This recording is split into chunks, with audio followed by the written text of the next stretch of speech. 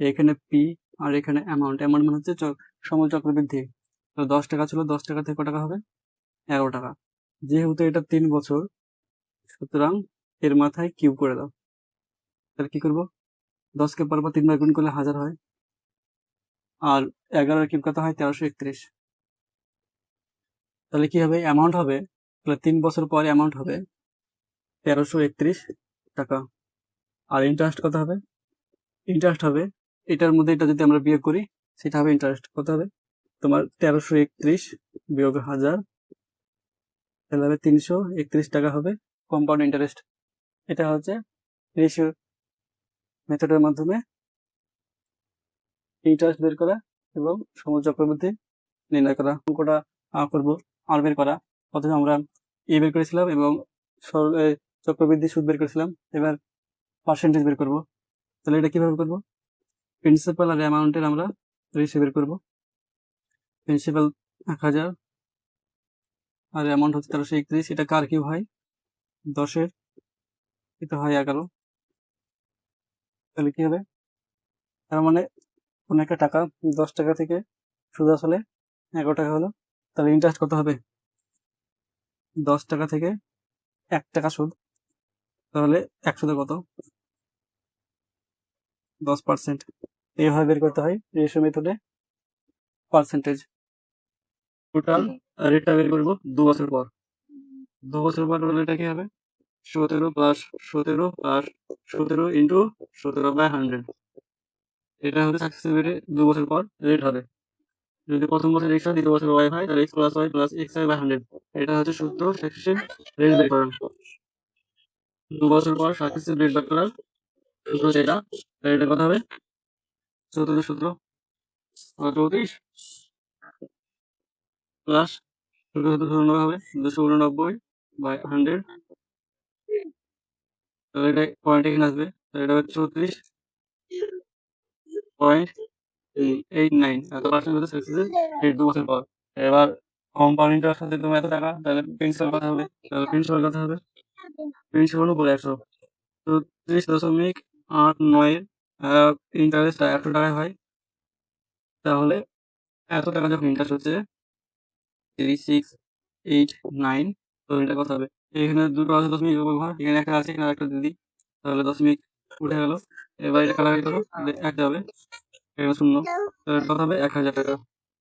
তাহলে প্রিন্সিপাল হচ্ছে 1000 টাকা। এটা হচ্ছে সাকসেসিভ রেটের মাধ্যমে প্রিন্সিপাল বের করা।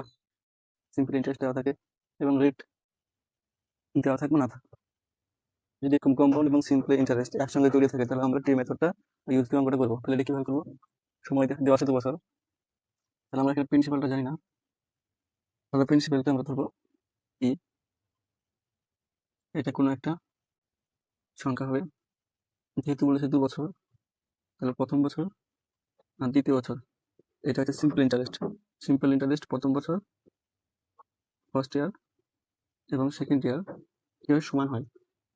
যেহেতু বলা আছে 900 টাকা, তাহলে 900 টাকা কিভাবে দুটো সমান ভাগ করলে, তাহলে এটা 450, এটাও 450 হবে।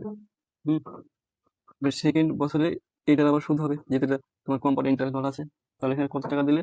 954 টাকা, মানে টোটাল কম্পাউন্ড ইন্টারেস্ট টোটাল 954 টাকা হবে। তার মানে এই দুটো 900 হলো, তার মানে এখানে 54 টাকা যোগ করলেই টোটাল কম্পাউন্ড ইন্টারেস্ট পেয়ে যাবো। বুঝা গেছে? আর এই 54টা কি? 54টা হচ্ছে তোমার কম্পাউন্ড ইন্টারেস্ট মাইনাস সিম্পল ইন্টারেস্টের ডিফারেন্স।